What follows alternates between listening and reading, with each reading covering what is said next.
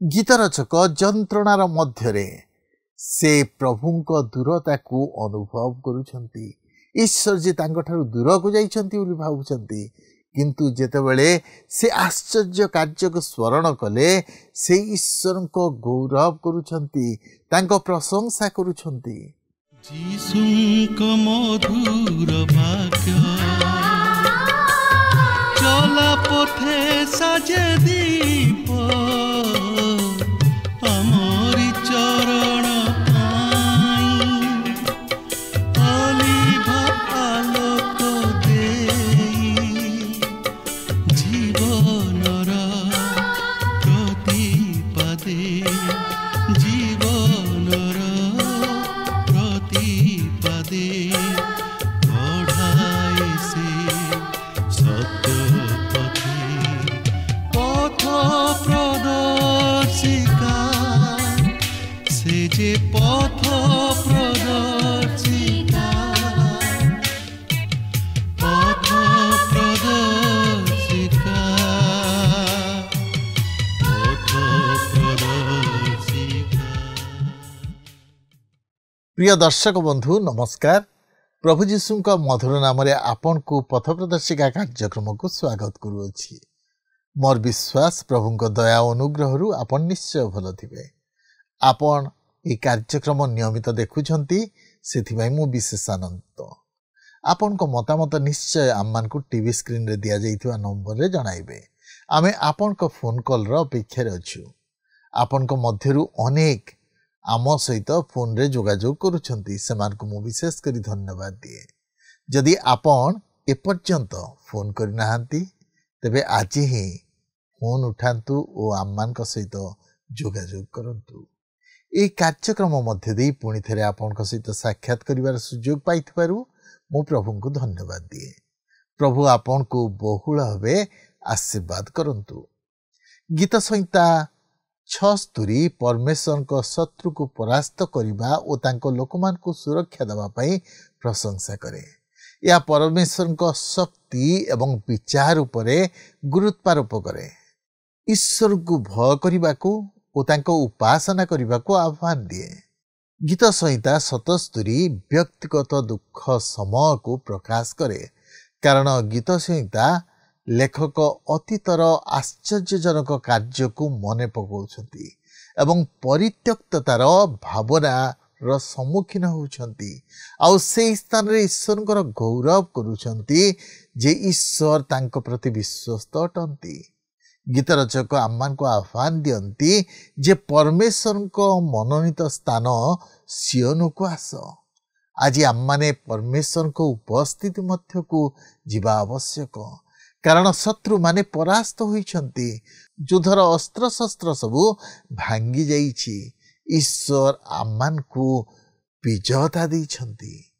आज कौन आम्मानकर सही अनुभूति अछि कि जो माने ईश्वर को ऊपर संपूर्ण निर्भर रखंती। ईश्वर जे सेमान को जीवन रे महान कार्य करंती यह हम माने अनुभव करू। आमे गीत रचकंको ए महान कार्य को एठारे देखू जे से ईश्वर प्रशंसा करुछंती, तांको गौरव करुछंती, कारण ईश्वर को ऊपरे से जो समस्त विषय पई भरोसा करिथिले सेथिर उत्तर पाइछंती। प्रिय बंधु, ए संपर्क रे अधिक आलोचना करिबा पूर्वरु आसंतु आमे आउ एक भक्तिमूलक गीत सुनिबा। जीसुंक मधुर वाक्य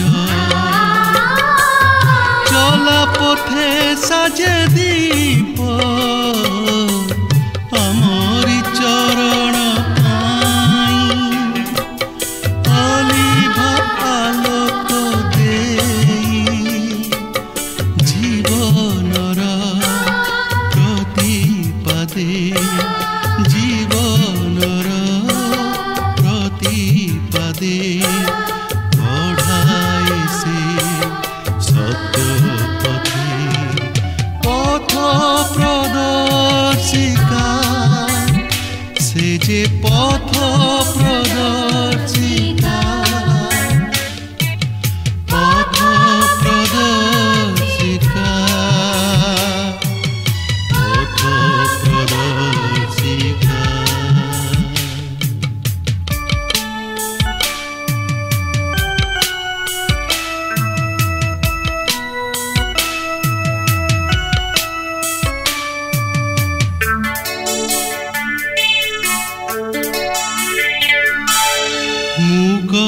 ଜ୍ୟୋତି ପ୍ରଦୀପ ସେହି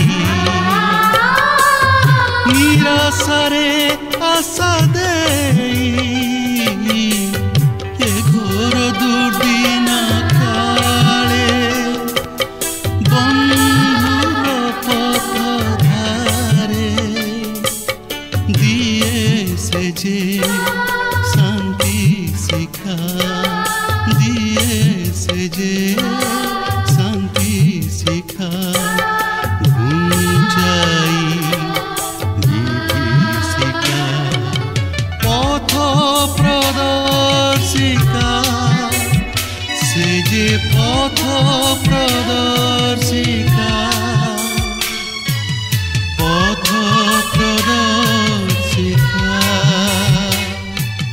পথ প্রদর্শিকা। ଆସନ୍ତୁ ବର୍ତ୍ତମାନ ଆମେ ପ୍ରଭୁଙ୍କର ବାକ୍ୟ ମଧ୍ୟକୁ ଯିବା। ଆଜି ଆମେ ଗୀତ ସଂହିତାର 76 ଗୀତରୁ ଅଧ୍ୟୟନ କରିବା ନିମନ୍ତେ ଆରମ୍ଭ କରିବା। ତେବେ ବର୍ତ୍ତମାନ ଆମେ ଗୀତ ସଂହିତାର ଲେବୀୟ ବିଭାଗ ମଧ୍ୟରେ ଅଛୁ, ଯାହାକି ଗୀତ 73 ପର୍ବରୁ ଆରମ୍ଭ ହୋଇ 89 ପର୍ବ ମଧ୍ୟରେ ସମାପ୍ତ ହୋଇଅଛି ଓ ଏକ ସମ୍ବାଦ ରହିଅଛି, ଯାହାକି ଗୀତ ସଂହିତାର ପ୍ରତ୍ୟେକ ଭାଗରେ ତହିଁର କ୍ରମବୃଦ୍ଧି ଘଟିବାର ଆମେ ଲକ୍ଷ୍ୟ କରୁଅଛୁ। ଆପଣଙ୍କର ମନେଥିବ ଗୀତ 74 ପର୍ବରେ ଆମେ ଉଦ୍ଧାର ନିମନ୍ତେ ପ୍ରାର୍ଥନାର ବିଷୟକୁ ଲକ୍ଷ୍ୟ କରିଥିଲୁ, ଯେତେବେଳେ କି ମନ୍ଦିର ଶତ୍ରୁମାନଙ୍କ ଲାଗି କଳୁଷିତ ହୋଇଅଛି। ଗୀତ 75 ପର୍ବରେ ଏକ ଉଦ୍ଧାରର ଗୀତକୁ ଆମେ ଲକ୍ଷ୍ୟ କରୁ, ଯାହାକି ଈଶ୍ୱରଙ୍କ ଉଦ୍ଧାରର କାର୍ଯ୍ୟ ନିମନ୍ତେ ସେମାନେ ଗୀତ ମାଧ୍ୟମରେ ଈଶ୍ୱରଙ୍କର ଧନ୍ୟବାଦ କରନ୍ତି, ଯାହାକି ସେମାନେ ଉତ୍ତର ରାଜ୍ୟର ଶତ୍ରୁମାନଙ୍କ ହସ୍ତରୁ ଉଦ୍ଧାର ପାଇବା ନିମନ୍ତେ ଈଶ୍ୱରଙ୍କ ଉଦ୍ଦେଶ୍ୟରେ ଧନ୍ୟବାଦାର୍ଥକ ଗୀତ ଗାନ କରନ୍ତି। ସେମାନେ ପୂର୍ବରୁ ବା ପଶ୍ଚିମରୁ ବା ଦକ୍ଷିଣରୁ କୌଣସି ସାହାଯ୍ୟ ପାଇପାରିଲେ ନାହିଁ, ଆଉ ଉତ୍ତର ଥିଲା ଯେଉଁଠାରୁ ସେମାନଙ୍କ ନିମନ୍ତେ ସମସ୍ୟା ଆସି ଉପସ୍ଥିତ ହେଉଥିଲା। ଉତ୍ତର ଦିଗରୁ ଇସ୍ରାଏଲ ଦେଶକୁ ଅଧିକାର କରିବା ନିମନ୍ତେ ରୁଷିଆର ଆଗମନ ହେବ, ଯାହାକି ସେହି ମହାକ୍ଲେଶର ସମୟରେ ଘଟିବ ବୋଲି ଆମେ ବିଶ୍ୱାସ କରୁଅଛୁ। ବର୍ତ୍ତମାନ ଆମେ ଏହି 76 ପର୍ବରେ ଲକ୍ଷ୍ୟ କରିବାକୁ ଯିବା ଯେ ପ୍ରଭୁ ଯୀଶୁ ତାହାଙ୍କ ରାଜ୍ୟରେ ରାଜା ଓ ଯାଜକ ଭାବେ ରାଜତ୍ୱ କରୁଅଛନ୍ତି, ଯେ କି ପ୍ରକୃତ ମଲ୍କିସେଦକ। ଏହି ଜଗତର ମନୁଷ୍ୟ ତାଙ୍କର ବଶୀଭୂତ ହେବାକୁ ଅଛନ୍ତି, କାରଣ ଏହି ସମସ୍ତ ବିଷୟ ସେହି ପ୍ରଭୁ ଯୀଶୁଙ୍କର ଦ୍ୱିତୀୟ ଆଗମନର ସମୟକୁ ଲକ୍ଷ୍ୟ କରି ଭାବବାଣୀ ଆକାରରେ ପ୍ରକାଶ କରାଯାଇଅଛି, ଯାହାର ବାସ୍ତବ ସଫଳତା ପ୍ରଭୁ ଯୀଶୁଙ୍କର ଏହି ଜଗତକୁ ଦ୍ୱିତୀୟ ଆଗମନ କରିବା ସମୟରେ ଘଟିବା ପାଇଁ ଯାଉଅଛି। ଏହି ଗୀତ 76 ପର୍ବର ମୁଖ୍ୟ ପ୍ରସଙ୍ଗ ହେଉଛି ସିଂହାସନରେ ଉପବିଷ୍ଟ ମସିହ ଅର୍ଥାତ୍ ଖ୍ରୀଷ୍ଟଙ୍କ ଭାବବାଣୀ। ତେବେ ଗୀତ 76 ପର୍ବର ପ୍ରଥମ 2 ପଦରେ ଏହିପରି ଲେଖା ଅଛି, ପରମେଶ୍ୱର ଜିହୁଦା ମଧ୍ୟରେ ପରିଚିତ ଅଟନ୍ତି, ଇସ୍ରାଏଲ ମଧ୍ୟରେ ତାହାଙ୍କ ନାମ ମହତ୍, ମଧ୍ୟ ସାଲେମରେ ତାହାଙ୍କର ଆବାସ ଓ ସିଓନରେ ତାହାଙ୍କର ବାସସ୍ଥାନ। ଏଠାରେ ଆମେ 4ଟି ଭୌଗୋଳିକ ସ୍ଥାନର ପରିଚୟ ପାଉଅଛୁ, ଜିହୁଦା, ଇସ୍ରାଏଲ, ସାଲେମ ଓ ସିଓନ, ଯାହାକି ଇସ୍ରାଏଲ ମଧ୍ୟରେ ରହିଅଛି। ଏହିସବୁ ସ୍ଥାନଗୁଡ଼ିକ ଅନ୍ୟ କୌଣସି ସ୍ଥାନ ସହିତ ତୁଳନୀୟ ନୁହେଁ। ସାଲେମ ହେଉଛି ଜେରୁସାଲେମର ପୁରାତନ ନାମ, ଯାହାର ଅର୍ଥ ହେଉଛି ଶାନ୍ତିର ବାସସ୍ଥାନ। ଏହି ସମସ୍ତ ସ୍ଥାନଗୁଡ଼ିକ ମଧ୍ୟ ଆମମାନଙ୍କ ପାଇଁ ଶିକ୍ଷା ଦେଇଥାଏ। ଏହି ସମସ୍ତ ସ୍ଥାନଗୁଡ଼ିକ ମଧ୍ୟ ଦେଇ ଆମମାନଙ୍କୁ ଏହା ଶିକ୍ଷା ମିଳେ ଯେ ଆମମାନଙ୍କ ନିମନ୍ତେ ମହାନ ଆଶୀର୍ବାଦର ବିଷୟ ରହିଅଛି। 76 ପର୍ବର 3 ପଦରେ ଏହିପରି ଲେଖା ଅଛି, ସେଠାରେ ସେ ଧନୁ ତୀର ସବୁ, ଢାଲ ଓ ଖଡ଼୍ଗ ଓ ଯୁଦ୍ଧ ଭଙ୍ଗ କଲେ। ଏହି ଦିନ ବିଷୟ ନେଇ ଯିଶାୟ ଭାବବାଦୀ ତାହାଙ୍କ ପୁସ୍ତକର 2 ପର୍ବର 4 ପଦରେ ଏହିପରି ପ୍ରକାଶ କରନ୍ତି, ପୁଣି ସେ ଦେଶୀୟମାନଙ୍କ ମଧ୍ୟରେ ବିଚାର କରିବେ ଓ ଅନେକ ଗୋଷ୍ଠୀ ସମ୍ବନ୍ଧରେ ନିଷ୍ପତ୍ତି କରିବେ। ତହିଁରେ ସେମାନେ ଆପଣା ଖଡ଼୍ଗ ଭାଙ୍ଗି ନଙ୍ଗଳର ଫାଳ କରିବେ ଓ ଆପଣା ଆପଣା ବର୍ଚ୍ଛା ଭାଙ୍ଗି ଦା ନିର୍ମାଣ କରିବେ। ଏକ ଦେଶୀୟ ଲୋକ ଅନ୍ୟ ଦେଶୀୟ ଲୋକଙ୍କ ବିରୁଦ୍ଧରେ ଖଡ଼୍ଗ ଉଠାଇବେ ନାହିଁ, କିଓ ବା ସେମାନେ ଆଉ ଯୁଦ୍ଧ ଶିଖିବେ ନାହିଁ। ଯିଶାୟ ଭବିଷ୍ୟତ ବକ୍ତା ଏଠାରେ ଏକ ଶାନ୍ତି ବିଷୟ ନେଇ ପ୍ରକାଶ କରନ୍ତି, ଯାହାକି ପ୍ରଭୁ ଶ୍ରୀଖ୍ରୀଷ୍ଟଙ୍କର ଏହି ଜଗତକୁ ପୁନର୍ବାର ଆଗମନ କରିବା ସମୟରେ ପ୍ରତିଷ୍ଠିତ ହେବ। କାରଣ ଯେପର୍ଯ୍ୟନ୍ତ ମନୁଷ୍ୟ ହୃଦୟର ପାପ ଉଦ୍ଧାରପ୍ରାପ୍ତ ହେବାରେ କିମ୍ବା ବିଚାରିତ ହେବାରେ ଦୂରୀଭୂତ ହୋଇନାହିଁ, ସେ ପର୍ଯ୍ୟନ୍ତ ଶାନ୍ତି ରାଜ୍ୟ ପ୍ରତିଷ୍ଠିତ ହୋଇପାରିବ ନାହିଁ। କିନ୍ତୁ ପ୍ରଭୁ ଯୀଶୁ ଯେତେବେଳେ ଆଗମନ କରିବେ ସେତେବେଳେ ସେ ସମସ୍ତ ପ୍ରକାର ଅଧାର୍ମିକତାର ବିଷୟ ସବୁ ଲୋପ କରି ଧାର୍ମିକତାର ରାଜ୍ୟ ପ୍ରତିଷ୍ଠିତ କରାଇବେ। କିନ୍ତୁ ସେହି ସମୟ ପର୍ଯ୍ୟନ୍ତ ଏହି ଜଗତରେ ଶାନ୍ତି ପ୍ରତିଷ୍ଠିତ ହୋଇପାରିବ ନାହିଁ। 76 ପର୍ବର 4 ପଦରେ ଲେଖା ଅଛି, ମୃଗୟାର ପର୍ବତଗଣଠାରୁ ତୁମ୍ଭେ ତେଜମୟ ଓ ମହିମାନ୍ୱିତ।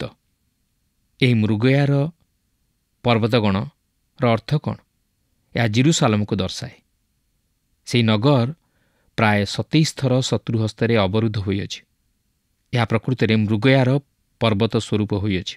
ମାତ୍ର ପ୍ରଭୁ ଯୀଶୁ ସେହି ଲୋକମାନଙ୍କର ବିଚାର କରିବାକୁ ଯାଉଅଛନ୍ତି ଯେଉଁମାନେ କି ଗର୍ବିତ, ପ୍ରତିହିଂସ୍ରକ ଓ ସେହି ଜେରୁସାଲେମ ନଗର ବିରୁଦ୍ଧରେ ଆସିଅଛନ୍ତି।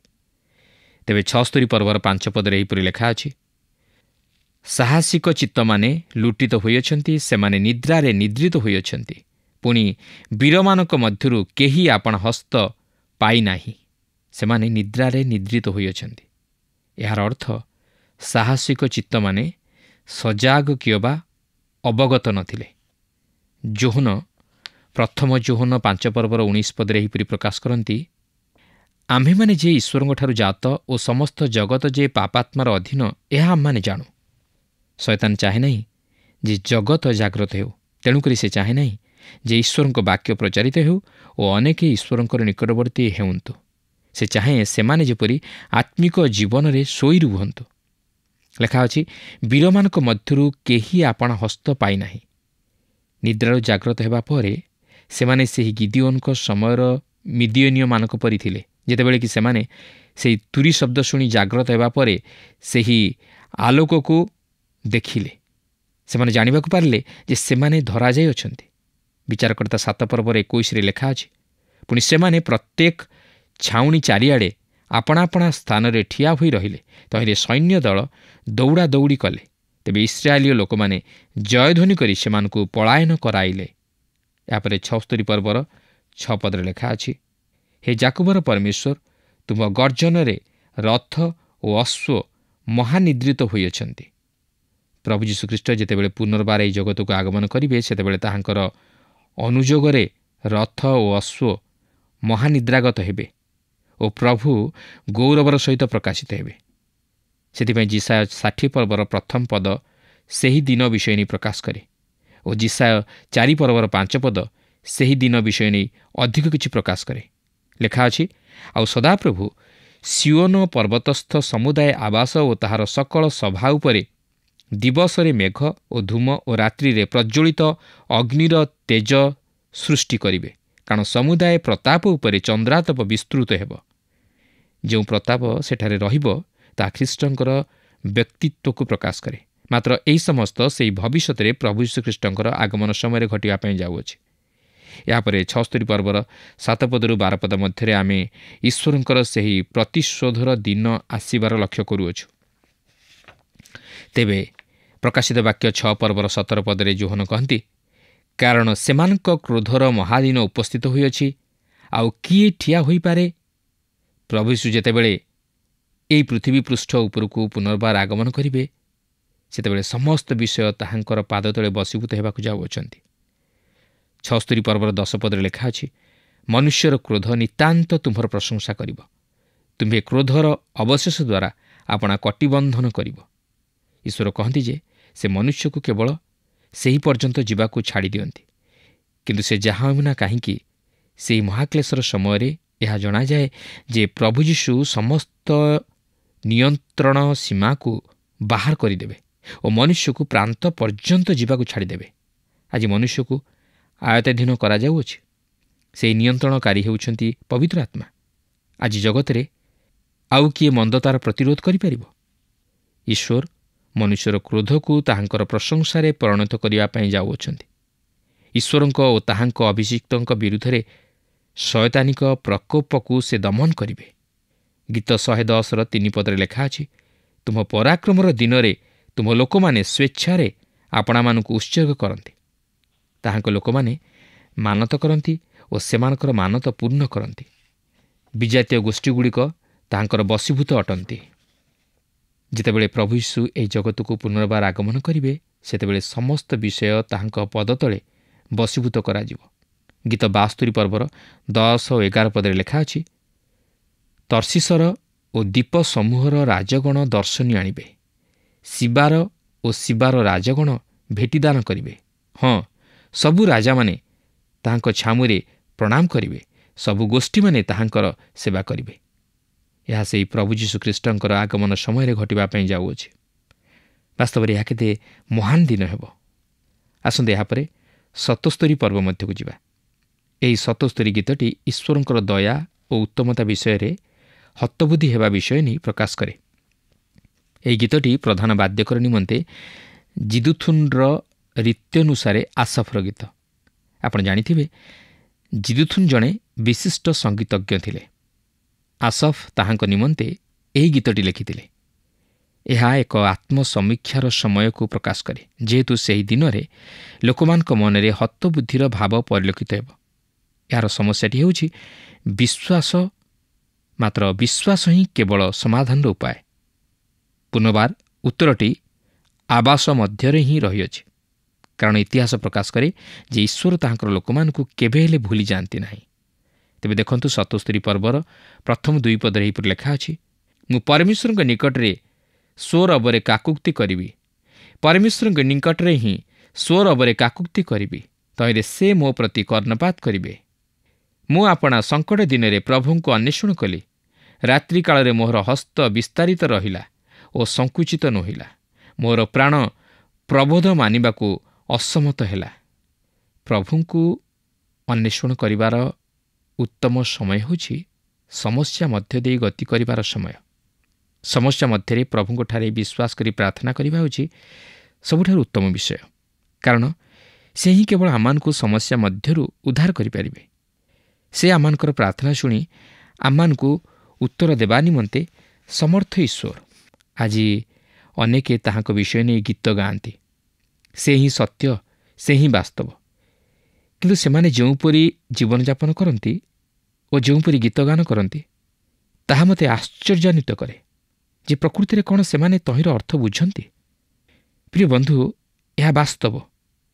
ମୁଁ ଏହା କହିବା ହେତୁ ନୁହେଁ ବା ଏଠାରେ ଏହା ଉଲ୍ଲେଖ ହୋଇଥିବା ହେତୁ ନୁହେଁ, କିନ୍ତୁ ଆପଣ ଏହାକୁ ଅନୁଭୂତି ମଧ୍ୟ ଦେଇ ପାଇଥିବା ହେତୁ ସେ ଆମମାନଙ୍କୁ କହିସାରିଛନ୍ତି ଯେ ଆହେ ସଦାପ୍ରଭୁ ଯେ ମଙ୍ଗଳମୟ, ଏହା ଆସ୍ୱାଦନ କରି ଦେଖ, ଓ ଯେ ତାହାଙ୍କ ଶରଣାଗତ ସେହି ଲୋକ ଧନ୍ୟ। ଏହି ବିଷୟକୁ ଥରେ ଚେଷ୍ଟା କରି ଦେଖନ୍ତୁ ତ। ଲେଖା ଅଛି, ରାତ୍ରି କାଳରେ ମୋହର ହସ୍ତ ବିସ୍ତାରିତ ରହିଲା ଓ ସଙ୍କୁଚିତ ନୋହିଲା। ମୁଁ ଭାବେ ନାହିଁ ଯେ ସେ ଏଠାରେ ଶାରୀରିକ ହସ୍ତ ବିଷୟ ନେଇ କହୁଅଛନ୍ତି, ମାତ୍ର ଆତ୍ମାର ଏକ ମୁକ୍ତ ହସ୍ତ। ଏଠାରେ ସେ ଆଉ ଏକ ଚମତ୍କାର ବିଷୟ କଲେ, ଯାହାକି 77 ପର୍ବର 6 ପଦରେ ଲେଖା ଅଛି, ମୁଁ ଆପଣା ରାତ୍ରିକାଳୀନ ଗୀତ ସ୍ମରଣ କରୁଅଛି, ମୁଁ ଆପଣା ମନେ ମନେ ଧ୍ୟାନ କରୁଅଛି, ପୁଣି ମୋହର ଆତ୍ମା ଯତ୍ନରେ ଅନୁସନ୍ଧାନ କଲା। ଏଠାରେ ଗୀତ ରଚକ ଆଉ ଏକ ଚମତ୍କାର ବିଷୟ ସାଧନ କରୁଅଛନ୍ତି। ସେ ରାତ୍ରିରେ ରାତ୍ରିକାଳୀନ ଗୀତ ସ୍ମରଣ କରନ୍ତି, ଅର୍ଥାତ୍ ଯେଉଁ ରାତ୍ରିରେ କି ସମସ୍ୟା ଅଧିକରୁ ଅଧିକ ଭୟଭୀତ କରାଏ ଓ ବଡ଼ ଆକାର ଧାରଣ କରେ। ସବୁକିଛି ଅନ୍ଧକାର ମଧ୍ୟରେ ଅଧିକ ଅନ୍ଧକାରାଚ୍ଛନ୍ନ ହୋଇଯାଏ ଓ ମନୁଷ୍ୟ ଶାନ୍ତିରେ ନିଦ୍ରା ଯାଇପାରେ ନା। ସେହି ପ୍ରକାର ରାତ୍ରିରେ ଆପଣଙ୍କର ଗୀତକୁ ସ୍ମରଣ କରିବା ହେଉଛି ସବୁଠାରୁ ଉତ୍ତମ ବିଷୟ, କାରଣ ତାହା ହିଁ ଆମମାନଙ୍କୁ ସାନ୍ତ୍ୱନା ଦିଏ। ଏହି ପ୍ରକାର ରାତ୍ରିରେ ଗୀତ ଗାନ କରିବା ଏକ ଚମତ୍କାର ବିଷୟ। ମୁଁ ଭାବେ ନାହିଁ ଯେ ଆପଣ ବଡ଼ ପାଟିରେ ଗୀତ ଗାଇ ସମସ୍ତଙ୍କୁ ସେଜରୁ ଉଠାଇବେ, କାରଣ ଆପଣ ଅନୁଭବ କରିଥିବେ ଯେ ଯେତେବେଳେ ଆପଣ ଅସୁସ୍ଥ ଥାଆନ୍ତି, ସେତେବେଳେ ରାତ୍ରିଗୁଡ଼ିକ ନ ପାହିଲା ପରି ଜଣାଯାଏ, ଆଉ ସେହି ରାତ୍ରିଗୁଡ଼ିକ ଆପଣଙ୍କ ନିମନ୍ତେ ଦୀର୍ଘ ରାତ୍ରି ହୋଇଯାଏ। ତାହା ହିଁ ହେଉଛି ସମୟ ଯେଉଁ ସମୟରେ ଆପଣ ଆପଣଙ୍କର ଗୀତ ସ୍ମରଣ କରିପାରିବେ ବା ସ୍ମରଣ କରନ୍ତି। ତେବେ ଗୀତ 77 ପର୍ବର 7ରୁ 9 ପଦରେ ଏହିପରି ଲେଖା ଅଛି, ପ୍ରଭୁ କ'ଣ ସଦାକାଳ ପରିତ୍ୟାଗ କରିବେ? ସେ କ'ଣ ଆଉ ସୁପ୍ରସନ୍ନ ହେବେ ନାହିଁ? ତାହାଙ୍କ ଦୟା କ'ଣ ଚିରକାଳ ଲୁପ୍ତ ହେଲା? ତାହାଙ୍କ ପ୍ରତିଜ୍ଞା କ'ଣ ଚିରକାଳ ବିଫଳ ହୁଏ? ପରମେଶ୍ୱର କ'ଣ କୃପାମୟ ହେବାକୁ ପାଶୋରି ଅଛନ୍ତି? ସେ କ'ଣ କ୍ରୋଧରେ ଆପଣା କରୁଣା ରୁଦ୍ଧ କରିଅଛନ୍ତି? ଈଶ୍ୱର ଉତ୍ତମ, ସେ ଆମମାନଙ୍କର ଅଯୋଗ୍ୟତା ତଥା ଦୁର୍ବଳତା ସତ୍ତ୍ୱେ ମଧ୍ୟ ଆମମାନଙ୍କ ପ୍ରତି ତାହାଙ୍କର ଅନୁଗ୍ରହ ପ୍ରଦାନ କରିଥାନ୍ତି ଓ ଆମମାନଙ୍କ ପ୍ରତି ଉତ୍ତମ ବିଷୟମାନ ସାଧନ କରିଥାନ୍ତି, କାରଣ ସେ ଆମମାନଙ୍କୁ ବିନାଶ କରିବାକୁ ଚାହାନ୍ତି ନାହିଁ। 77 ପର୍ବର 13 ପଦରେ ଲେଖା ଅଛି, ହେ ପରମେଶ୍ୱର, ପବିତ୍ରତାରେ ତୁମ୍ଭର ପଥ ଥାଏ। ପରମେଶ୍ୱରଙ୍କ ତୁଲ୍ୟ ମହାନ ପରମେଶ୍ୱର କିଏ? ଲେଖା ଅଛି, ହେ ପରମେଶ୍ୱର, ପବିତ୍ରତାରେ ତୁମ୍ଭର ପଥ ଥାଏ। ଏହା ସେହି ପବିତ୍ର ଆବାସକୁ ପ୍ରକାଶ କରେ ଯାହାକି ମହାପବିତ୍ର ସ୍ଥାନ ଓ ଏହା ଆଜି ପ୍ରତ୍ୟେକ ଖ୍ରୀଷ୍ଟ ବିଶ୍ୱାସୀମାନଙ୍କୁ ସେହି ମାଣ୍ଡଳିକ ସହଭାଗିତାର ବିଷୟକୁ ସ୍ମରଣ କରାଇଦିଏ, ଯେଉଁଠାରେ ସେମାନେ ଈଶ୍ୱରଙ୍କ ପବିତ୍ର ସହଭାଗିତା ମଧ୍ୟରେ ସମବେତ ହୁଅନ୍ତି, ଯେପରି ସେମାନେ ପରସ୍ପରକୁ ପରିତ୍ୟାଗ ନ କରନ୍ତି। ଏବ୍ରୀ 10 ପର୍ବର 25 ପଦରେ ଲେଖା ଅଛି, ଆଉ କେହି କେହି ଯେପରି ଆମମାନଙ୍କ ମାଣ୍ଡଳିକ ଉପାସନା ପରିତ୍ୟାଗ କରିଥାନ୍ତି, ଆମମାନେ ସେହିପରି ନ କରୁ, ବରଂ ପରସ୍ପରକୁ ଉତ୍ସାହ ଦେଉ, ବିଶେଷତଃ ଯେତେବେଳେ ତୁମେମାନେ ପ୍ରଭୁଙ୍କ ଦିନ ନିକଟବର୍ତ୍ତୀ ହୋଇଆସୁଅଛୁ ବୋଲି ଦେଖୁଅଛ। ଯଦି ଆପଣ ଆପଣଙ୍କ ପ୍ରଶ୍ନର ଉତ୍ତର ପାଇବାକୁ ଚାହାନ୍ତି, ତାହେଲେ ଆପଣଙ୍କୁ ଈଶ୍ୱରଙ୍କ ଲୋକମାନଙ୍କ ସହିତ ମିଳିତ ହେବାକୁ ହେବ ଓ ସେମାନଙ୍କ ସହିତ ସହଭାଗିତା ସ୍ଥାପନ କରିବାକୁ ହେବ। ଲେଖା ଅଛି, ହେ ପରମେଶ୍ୱର, ପବିତ୍ରତାରେ ତୁମ୍ଭର ପଥ ଥାଏ। ଏହାର ଅର୍ଥ କ'ଣ? ଆଜି ଆମମାନଙ୍କୁ ଈଶ୍ୱରଙ୍କ ଲୋକମାନଙ୍କ ସହିତ ସମ୍ପର୍କ ସ୍ଥାପନ କରିବାକୁ ଅଛି। ଈଶ୍ୱର ଚାହାନ୍ତି ନାହିଁ ଯେ ଆପଣ ଓ ମୁଁ ଆମେ ଏକ କୋଣକୁ ଯାଇ ସେଠାରେ ନିଜକୁ ନିଜେ ଈଶ୍ୱରଙ୍କ ବାକ୍ୟ ଅଧ୍ୟୟନରେ ଆନନ୍ଦ ଉପଭୋଗ କରିବା। ଆମମାନଙ୍କୁ ଅନ୍ୟମାନଙ୍କ ସହିତରେ ଈଶ୍ୱରଙ୍କ ବାକ୍ୟ ମଧ୍ୟ ଦେଇ ଅଂଶୀ ହେବାକୁ ହେବ। ଅନ୍ୟମାନଙ୍କ ସହିତରେ ଈଶ୍ୱରଙ୍କ ବାକ୍ୟ ବାଣ୍ଟିବାକୁ ହେବ, ଯେପରି ଆମେ ଏକତ୍ର ଆତ୍ମିକ ଜୀବନରେ ବଢ଼ିପାରୁ। ଈଶ୍ୱର ଚାହାନ୍ତି ନାହିଁ ଆମେ ବିଶ୍ୱାସୀ ଭାଇ ଭଉଣୀମାନଙ୍କଠାରୁ ପୃଥକ ହୋଇଯାଇ ଏକାକୀ ଜୀବନଯାପନ କରୁ। ଖ୍ରୀଷ୍ଟୀୟ ଜୀବନ ହେଉଛି ଏକ ସହଭାଗିତାର ଜୀବନ। ଆମେମାନେ ଈଶ୍ୱରଙ୍କ ପରିବାର ମଧ୍ୟରେ ଅଛୁ ଓ ଆମମାନଙ୍କୁ ପରସ୍ପର ସହିତରେ ଈଶ୍ୱରଙ୍କ ବାକ୍ୟ ତଥା ଆଶୀର୍ବାଦକୁ ବାଣ୍ଟିବାକୁ ଅଛି। ତାହେଲେ ଆମେ ଆତ୍ମିକ ଜୀବନରେ ଉପକୃତ ହୋଇପାରିବା, ପରସ୍ପରକୁ ଉତ୍ସାହିତ କରିପାରିବା ଓ ପରସ୍ପରକୁ ପ୍ରଭୁରେ ବଢ଼ାଇ ପାରିବା। କବିତା, ବନିତା ଓ ଲତା ଯେପରି ବିନାଶ୍ରୟ ବର୍ତ୍ତି ପାରନ୍ତି ନାହିଁ, ସେହିପରି ଖ୍ରୀଷ୍ଟୀୟ ଜୀବନ ସହଭାଗିତା ବିନା ବର୍ତ୍ତିପାରେ ନାହିଁ। କିନ୍ତୁ ସହଭାଗିତାର ଜୀବନ ପ୍ରତ୍ୟେକଙ୍କୁ ପ୍ରେରଣା, ଶକ୍ତି ତଥା ଉତ୍ସାହ ଦେଇଥାଏ। ତେଣୁକରି ପବିତ୍ରତାରେ ତାଙ୍କର ପଥ ଥାଏ, ଯେଉଁ ପବିତ୍ର ସହଭାଗିତା ମଧ୍ୟରେ ଆମେ ଈଶ୍ୱରଙ୍କ ଉପସ୍ଥିତିକୁ ଉପଲବ୍ଧି କରିପାରୁ। ଆଜି ଶୟତାନ ସେହିମାନଙ୍କୁ ଆକ୍ରମଣ କରେ ଯେଉଁମାନେ ଈଶ୍ୱରଙ୍କ ବାକ୍ୟ ଅଧ୍ୟୟନ କରନ୍ତି ଓ ତହିଁ ସପକ୍ଷରେ ଠିଆ ହୁଅନ୍ତି। ଏହା ହେଉଛି କିଛି ବିଷୟ ଯାହାକି ଆମମାନେ ଜାଣି ରଖିବା ଉଚିତ। ଏହାପରେ 77 ପର୍ବର 16-20 ପଦ ମଧ୍ୟରେ ଆମେ ଈଶ୍ୱରଙ୍କର ସେହି ଅତୀତର ଉଦ୍ଧାର କାର୍ଯ୍ୟକୁ ଲକ୍ଷ୍ୟ କରୁ, ଯାହାକି ସେହି ସୁଫ ସାଗର ମଧ୍ୟ ଦେଇ ସେ ଇସ୍ରାଏଲ ସନ୍ତାନଗଣକୁ କଢ଼ାଇ ଆଣିଥିଲେ। ଦେଖନ୍ତୁ, ଲେଖା ଅଛି, ହେ ପରମେଶ୍ୱର, ଜଳରାଶି ତୁମ୍ଭକୁ ଦେଖିଲା, ଜଳରାଶି ତୁମ୍ଭକୁ ଦେଖି ଭୀତ ହେଲା, ମଧ୍ୟ ବାରିଧି କମ୍ପିତ ହେଲା।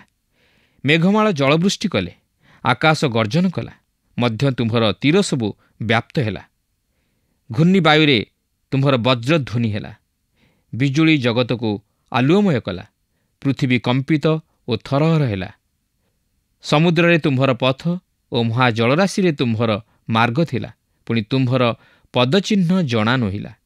ତୁମେ ମୋଶା ଓ ହାରୋଣର ହସ୍ତ ଦ୍ୱାରା ଆପଣା ଲୋକମାନଙ୍କୁ ମେଷପଲା ପରି ଚଳାଇଲ।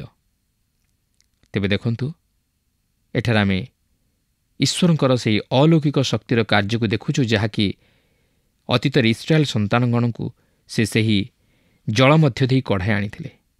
ପ୍ରିୟ ବନ୍ଧୁ, ଏଠାରେ ଆମକୁ ଏହି ଶିକ୍ଷା ମିଳେ ଯେ ଈଶ୍ୱର ଆଜି ମଧ୍ୟ ତାଙ୍କ ଲୋକମାନଙ୍କୁ ନାସ୍ତିକତାର ବନ୍ଧନରୁ ଓ ସମସ୍ତ ପ୍ରକାର ଅନୈତିକତା ଓ ଅନୀତି ମଧ୍ୟରୁ ଉଦ୍ଧାର କରିବା ନିମନ୍ତେ ସମର୍ଥ। ଆମମାନଙ୍କର ସତ ଅଯୋଗ୍ୟତା ଓ ଦୁର୍ବଳତା ସତ୍ତ୍ୱେ ମଧ୍ୟ ସେ ଆମମାନଙ୍କୁ ଉଦ୍ଧାର କରିବା ନିମନ୍ତେ ସମର୍ଥ, ଯଦି ଆମେ ତାହାଙ୍କର ନିକଟବର୍ତ୍ତୀ ହୋଇ ତାହାଙ୍କଠାରେ ବିଶ୍ୱାସରେ ସ୍ଥିର ରହି ପ୍ରାର୍ଥନା କରୁ। ଆସନ୍ତୁ ଏହାପରେ 78 ପର୍ବ ମଧ୍ୟକୁ ଯିବା। ଏହି ଗୀତଟି ମୋଶାଙ୍କଠାରୁ ଦାଉଦଙ୍କ ସମୟ ପର୍ଯ୍ୟନ୍ତ ଇସ୍ରାଏଲ ସନ୍ତାନଗଣର ଇତିହାସ ପ୍ରଦାନ କରେ।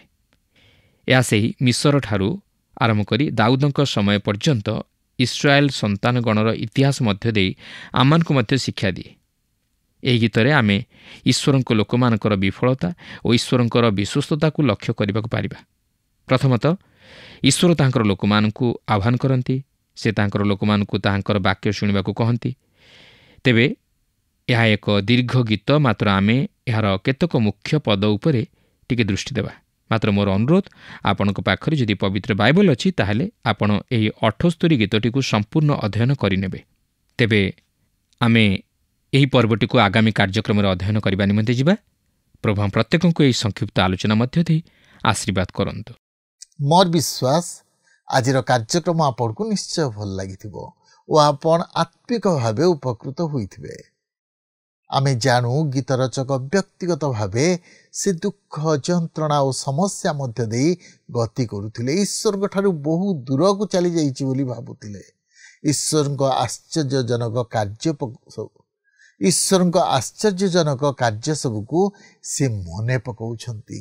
ଅତୀତରେ ଈଶ୍ୱର କିପରି ତାଙ୍କ ଜୀବନରେ ଆଶ୍ଚର୍ଯ୍ୟ କାର୍ଯ୍ୟ କରିଥିଲେ ତାହା ସେ ମନେ ପକାଉଛନ୍ତି। ତାହା ତାଙ୍କୁ ସାନ୍ତ୍ୱନା ଦେଇଛି।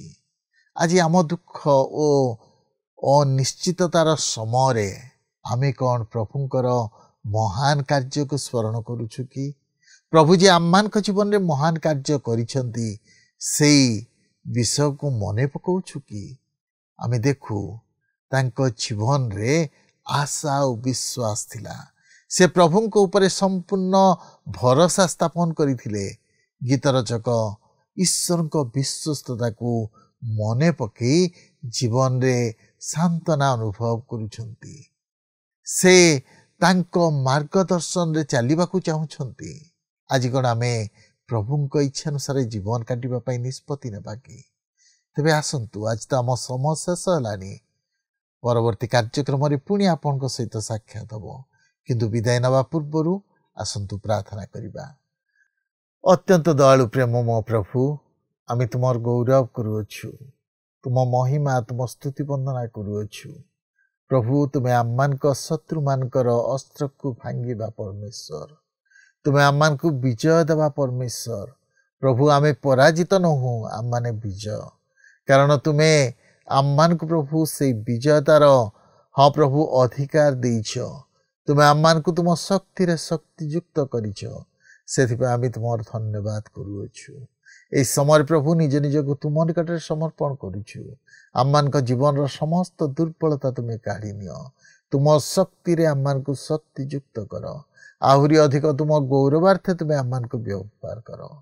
ତୁମେ ଆମମାନଙ୍କ ପ୍ରାର୍ଥନା ଶୁଣିଲ, ଉତ୍ତର ଦେଲ ବୋଲି ଧନ୍ୟବାଦ ଦେଇ ଏହି ସମସ୍ତ ପ୍ରାର୍ଥନା ଆମମାନଙ୍କ ନିମନ୍ତେ ପ୍ରାଣ ଦେଇଥିବା ପ୍ରିୟ ଯୀଶୁଙ୍କ ନାମରେ ମାଗିଲୁ, ଆମେନ୍।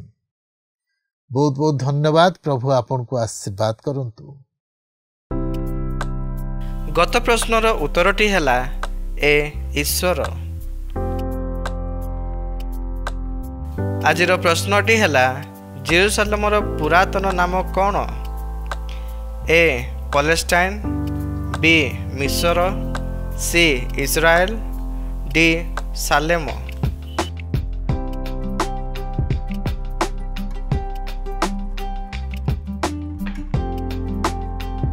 এই প্রশ্নর উত্তর আসন্তাকালি সন্ধ্যা 6টা মধ্যে option A, B, C, D মধ্যরু সঠিক উত্তর বাছি আপনার নাম ও সম্পূর্ণ ঠিকনা সহিত 9777221415 ফোন নম্বরে SMS কিংবা WhatsApp দ্বারা জনাইবাকু অনুরোধ। जदि आपको आम कार्यक्रम भल लगुच तेबे 0444908126 रे मिस्ड कॉल दे विजय होई परिबे। गत सप्ताहर विजय दर्शक बंधु हेले बरगढ़ कलाकानु तांडे।